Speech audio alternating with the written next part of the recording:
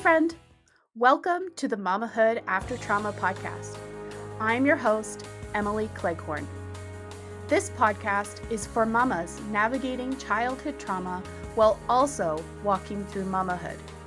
Together, we will empower each other to connect with who we were created to be versus who we were told to be in our trauma. I'm so excited that you've decided to take some time out of your day to join me and tune in. I hope you find this podcast uplifting and empowering. Let's get to it.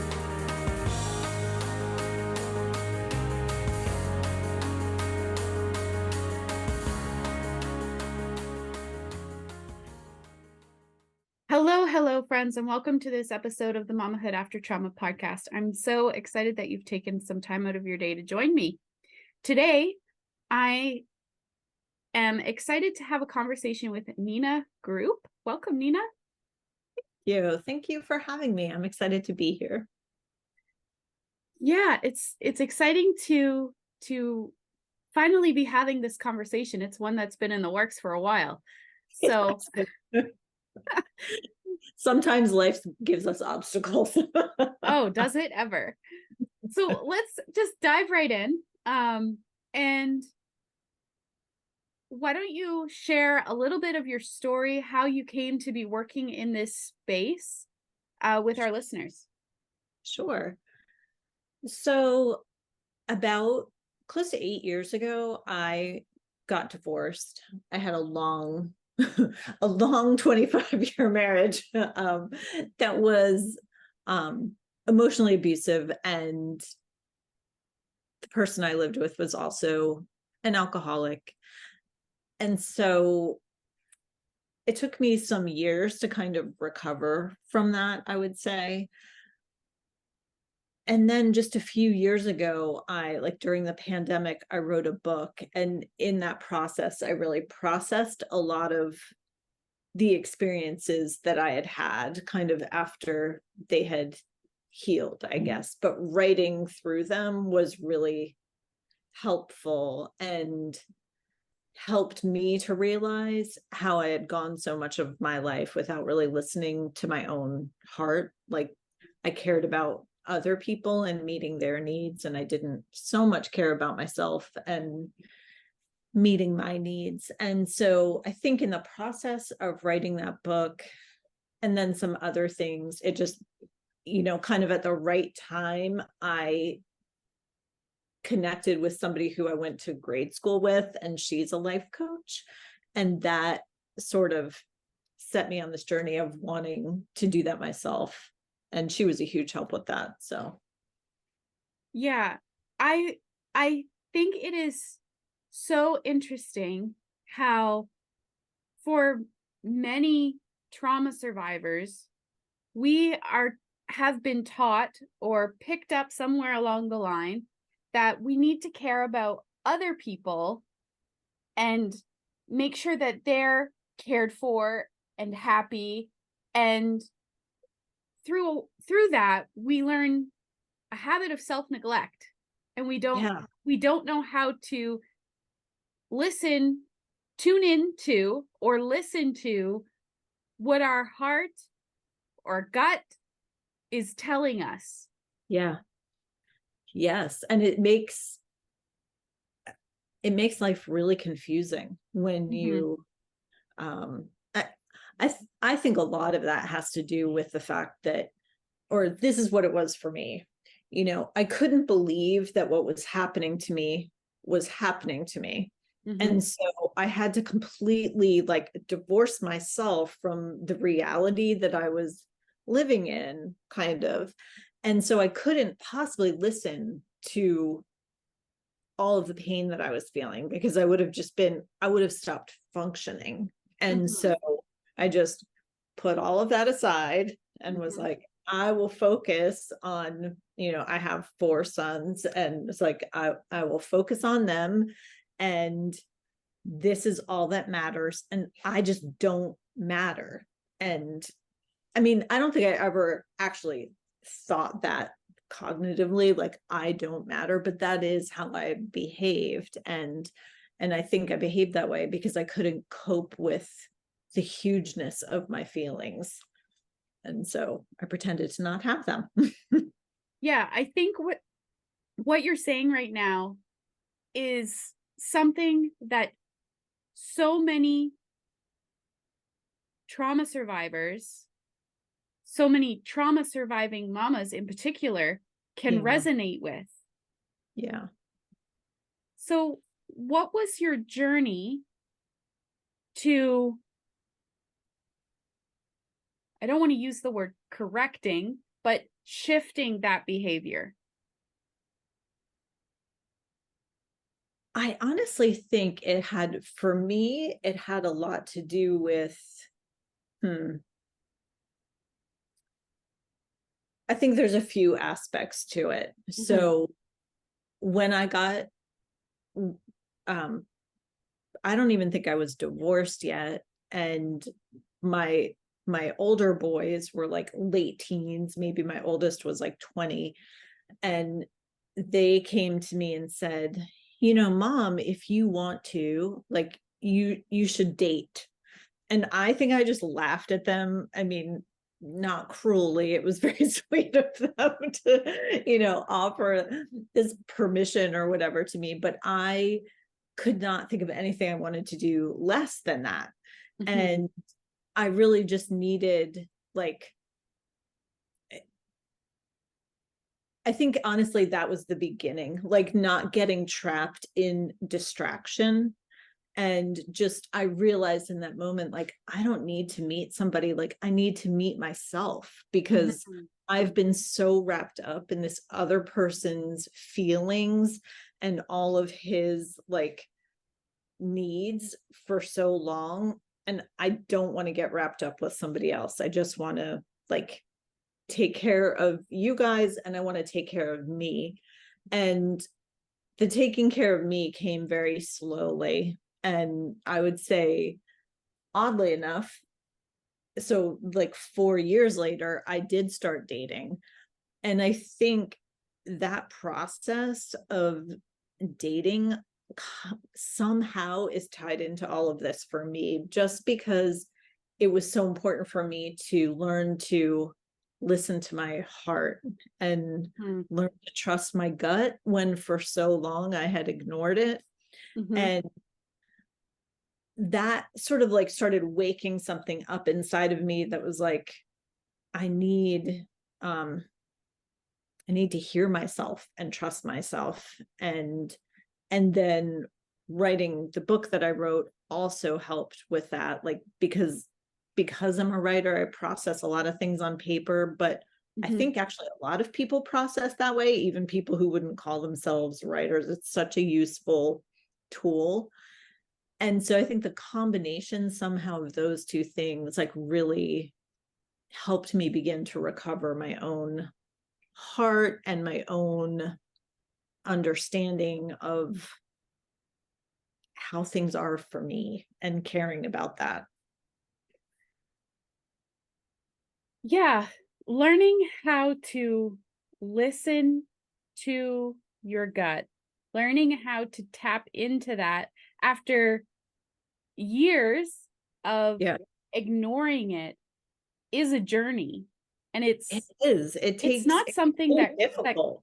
that comes overnight. Like, No, it does not, which seems, which is really, I mean, it's so interesting what we train ourselves to do when we live in traumatic mhm, circumstances. And you would think that like you get out of the circumstance and you become different, but we know that's not true from our own selves and from people we meet. It's like it takes a lot of work to unlearn it unhelpful does. behaviors. Yeah.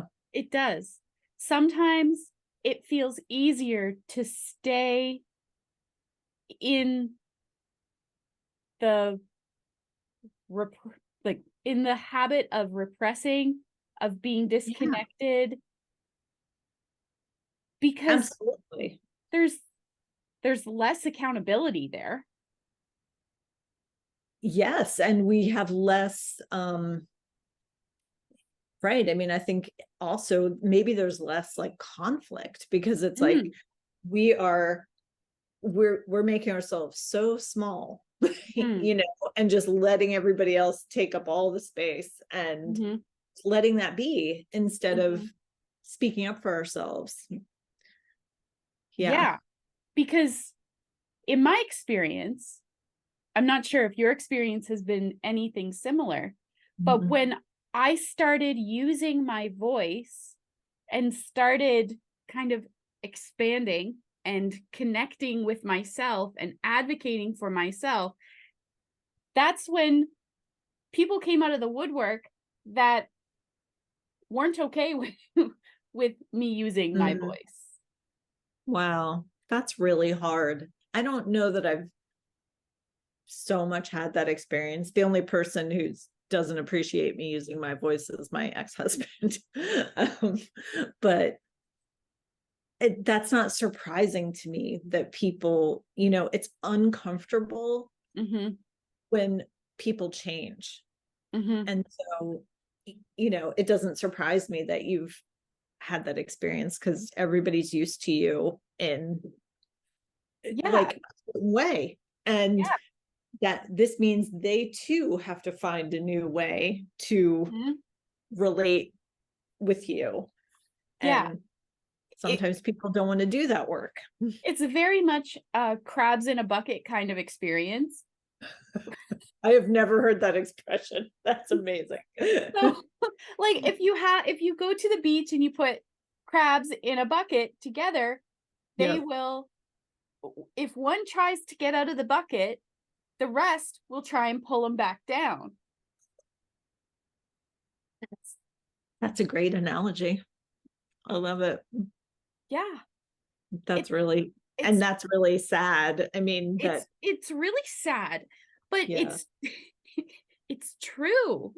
yeah, yeah. How have you dealt with that?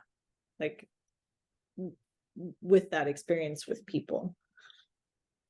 I've had to I've had to learn how to put boundaries in place for other people and for myself, Mm-hmm.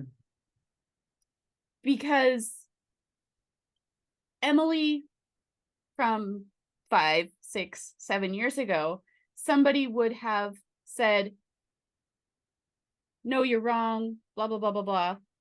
And I would have backed down. Yep. I would have Because made myself small. yep. I would Yeah. have backed down, and they would be right. Yeah. However, now I will advocate for myself, and I will say, no, you cannot speak to me in that way. If you speak to me in that way, I'm gonna love you from afar. Yeah. And usually they don't appreciate that, Mm. and they'll clap back, and I'll say, no, we're not having this conversation.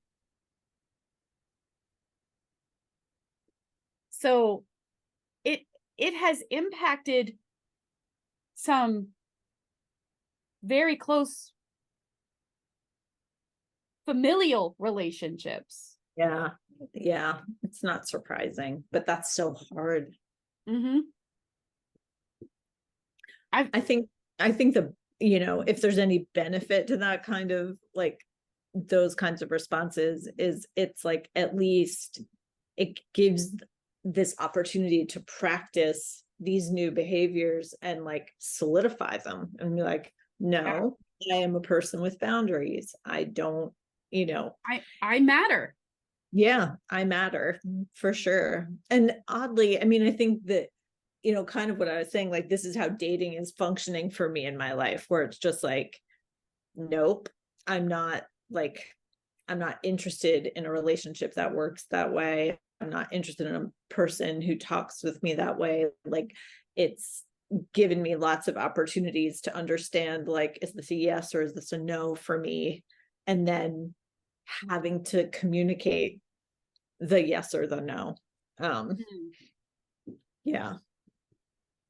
So if we have, I'm sure there's someone listening who is in that space of making themselves small to care for everybody else.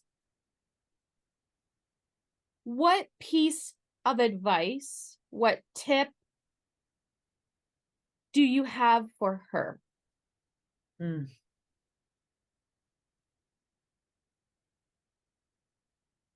I think what I would go back and say to myself is,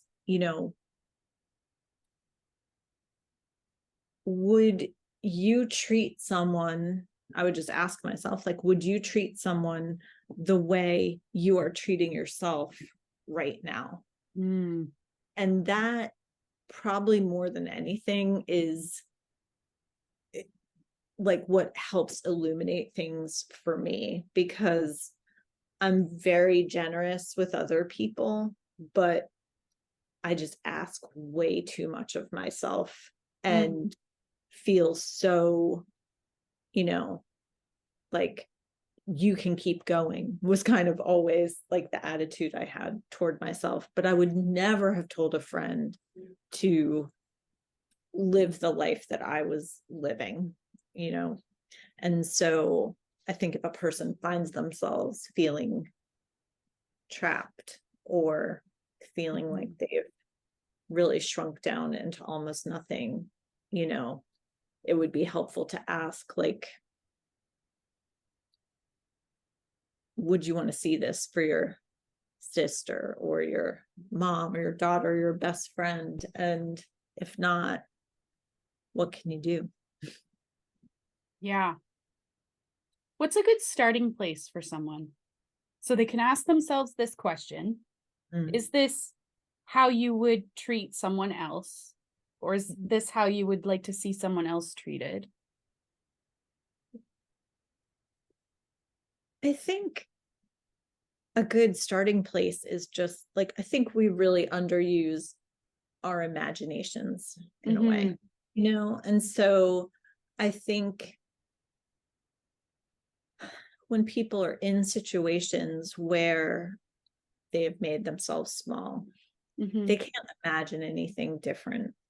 And Yeah. but I think kind of just, even though it's painful to imagine, like, or I think it could be painful in that scenario to like imagine that it could be different, I think that is a good starting place, because that can kind of then start to actually invade your thinking. And it's like, oh, things could be different. Like there is a scenario where Yeah. life could be different than it is. And I think you have to believe that first, Yeah. I know for myself, like when I finally like made the leap and told my husband that I couldn't continue living with him, it was, I actually, like, there wasn't much that I could imagine about what my life would become. Like I didn't really have any dreams. It was just like, I won't be yelled at every day. And that was like, I was like, I don't know what it will be, but I know that it won't be this. And that the idea that it might not, like, of just not living with so much pain was, you know, almost unimaginable. But Yeah. as soon as it happened, I was like, oh, this is so much better. Like, I don't know where life will take me, but I could stay right here in this like land of not being yelled at for a long time, Yeah. Yeah. I think, I know for me, in my experience, I had been living in my stress response for so long. And I had just accepted that this was my life. This is what it was. And this is life, right? In a way. It was hard to create some vision of this white picket fence life, this perfect life. Yeah. So I did something similar to what you did. I know that things can be different. I don't know what that's going to look like. Heck, I don't even know who I am outside of my trauma. Yeah. Yeah. But I know that it won't be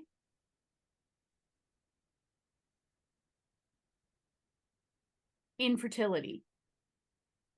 I know that it won't be living by somebody else's calendar. I know that it won't be, and I made a list of all the things it won't be. Oh, wow. Huh. And it's like, I don't know where it's taking me. Yeah. But it's not going to be that. Yeah. I love that idea of a list of all that it won't be. That's a great idea. So if you're listening and you don't know what you want your life to be, you just know that you don't want it to be pain and hurt and heartache and frustration and fear and shame. Start there. Start with what you don't know, what you don't want it to be. Yeah. And the rest will come. It does. And I don't think, like, honestly, when you're in such a place, I mean, I don't know, like, I never could have imagined like the satisfaction and contentment that I feel now in my life, or like the amount of peace that I have, or even just like the fullness of my life now. I couldn't have dreamed it up. And it just takes, I think another important thing though for people to know is, like, it does take time. Like, I mean, we talked a little bit before about how it's a lot of work. Like, there is a lot of work that we put into unlearning unhelpful things, but also there's just a lot of time that goes into healing and goes into things changing, and some things, like, they just can't be rushed, it's just it takes time. Yeah, it does. It has been a pleasure speaking with you today, Nina. I have thoroughly enjoyed our conversation. If listeners want to connect with you further, how can they go about doing that? Sure, they can. I have a website. It is ninagroup.com, and they can find me there. They can schedule like a, free 30-minute consultation in case they're interested in life coaching. They could also find me on Instagram, also Nina Group. So actually nina.g.group on Instagram, now that I think about it. Yeah, those are two best ways to find me, I'd say.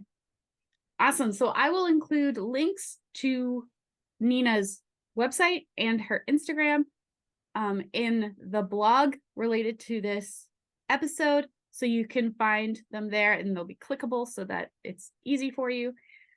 Thank you so much again, Nina. It was a pleasure speaking with you. Have a great day. Thank you so much. I really enjoyed talking with you today.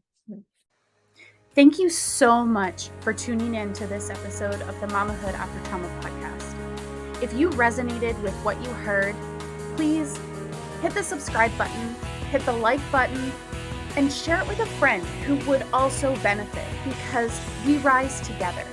Until next time, Mama, keep shining.